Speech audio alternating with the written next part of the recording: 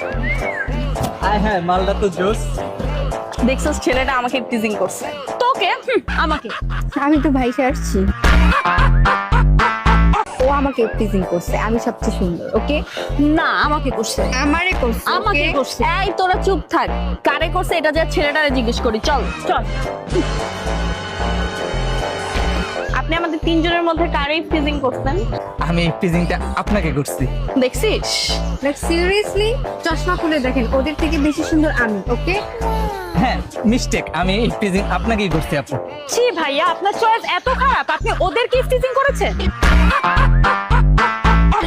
হ্যাঁ আপু, আমি এই টিজিং আপনাকে করছি, আপনি বেশি সুন্দর। দেখছিস আমাকে টিজিং করছে।